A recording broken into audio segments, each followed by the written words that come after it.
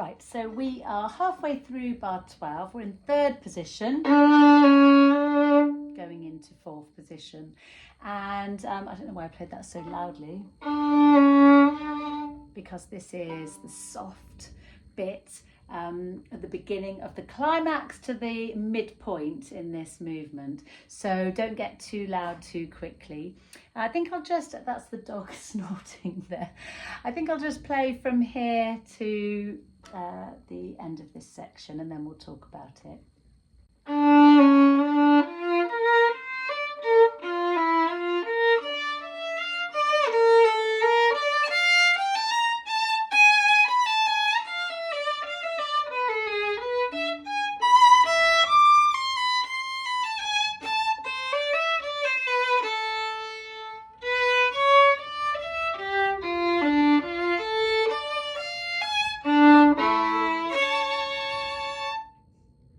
Okay, so that double stopping chord, you could spread them like that, but I like to play the bottom two and then the top two, and just be careful that you don't use all of your bow and then get stuck. It's better to save the bow and use about a third of the bow for the low two, and then spend it the next 2/3 with a little bit more ease, and then you can finish with a flourish. So save your bow.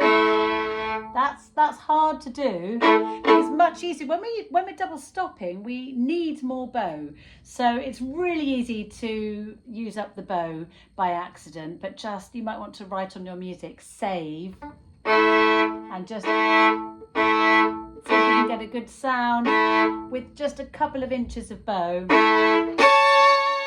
And then you've got, I'm just wondering, I hope this phone microphone's okay. I just put some rosin on before starting this, and I'm a bit worried it might be a bit scratchy. Anyway, the other bit that I wanted to mention that's a little bit tricky, so if I just point it out, you might not fall into this trap, because we've got the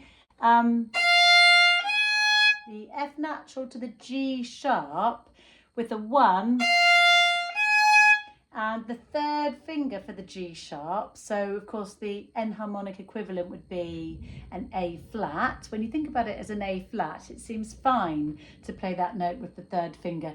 When you're playing it as a G sharp, suddenly it seems really complicated, but it's not really. But you do need to make sure that you don't anticipate your hand going into this half position too soon and get the D out of tune, because you've got, this is the last bar. Make sure that you've got a really nice in tune D with the third finger, and then, and only then, go into this lower hand position, because of course when you're playing the F natural, your hand's also going back, and then you've got the half position with the third finger. So just don't squish your hand too soon, otherwise that will be out of tune. So last line,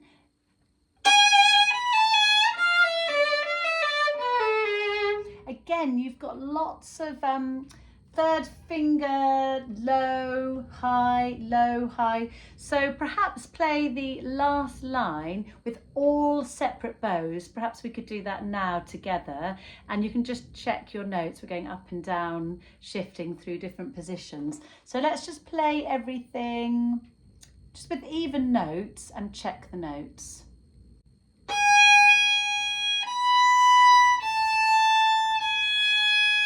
Shift.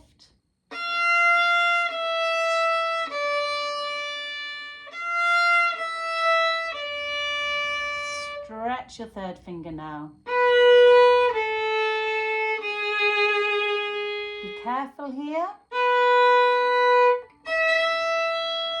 G sharp with the fourth finger. 2. Now you could be good and go onto the A string and play this E with your second finger. I'm going to sneak an open E, but I'm just going to be really careful that it doesn't come out too loud. And then up, you've got a big accent on this D. 3, 2. Now we're into the next bar, bar 15. Separate bows again. Shift down.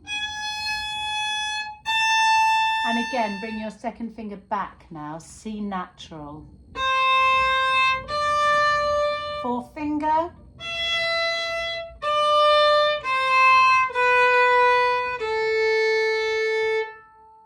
Little tiny breather there. Use your 4th finger here, stretch.